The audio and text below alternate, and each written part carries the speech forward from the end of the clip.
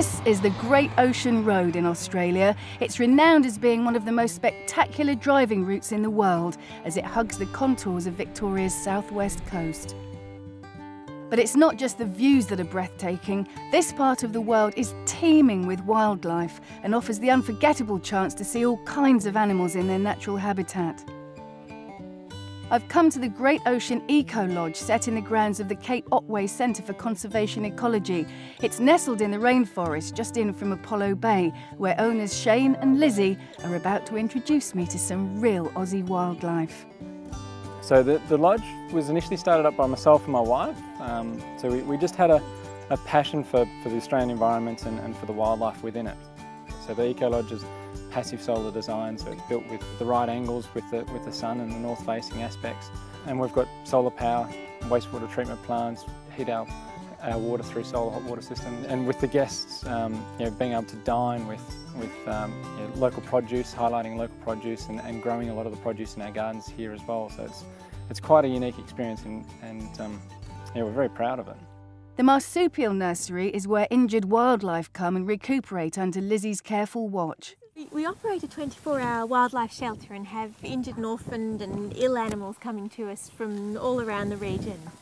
Many of the animals who come to us have been hit by cars or caught in fences or attacked by dogs. And you put them back near where they were found. That's right, so that yes, which is very important for gene flow. But I do think humans have a soft touch, don't they, for koalas and kangaroos? Oh, for sure. They're so unique. I mean, they're nowhere else in the world. Iconic. No, that's right. Yeah, it's just amazing. Look at her face. Look at your cheeky face. And while the koalas tuck into their dinner, young Sabine, the resident orphan swamp wallaby, decides it's her turn for a feed. Sabine's mum was hit by a car. A chap who lives in Apollo Bay checked her pouch and found little Sabine in there. And he brought her around to us. She was tiny, wasn't she? She was really little, yes. Being within the grounds of an environmental research centre and a wildlife shelter enables our guests to get a bit more of an understanding and an appreciation of the Australian wildlife. So that's sort of the concept. So being able to give them an experience they just can't get anywhere else, just going for a walk in the park. Such a glorious evening. Beautiful day for a walk. So here we've got some eastern grey kangaroos. So kangaroos come out at dawn and dusk. The way the kangaroos will keep themselves cool is they lick their forearms quite a lot. So you might still see them having quite tiny little forearms. Yeah, yep, because they don't actually sweat. So what they do is they lick their forearms, and that's where the blood vessels are closest to the surface. So as that then evaporates off their arms, it cools them down, cools the blood. It's amazing to see them. So we've got about 60 kangaroos in the mob. Here's our big buck coming over the back here, I can just see him.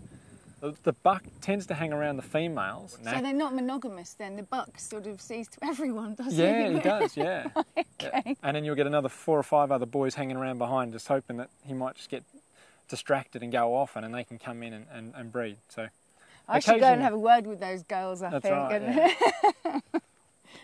Get them to sort themselves out. We have 165 acres within the grounds, and we have an amazing variety of little ecosystem classes.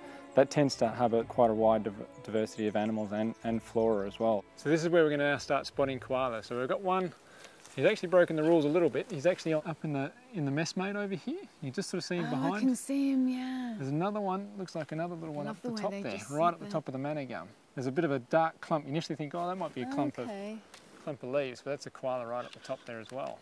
It's not that far away from Melbourne, I suppose, but you get out here and it's just so quiet. The air is just pristine and the coastline's just gorgeous. So it's a very unique part of the world, and very proud to be actually here.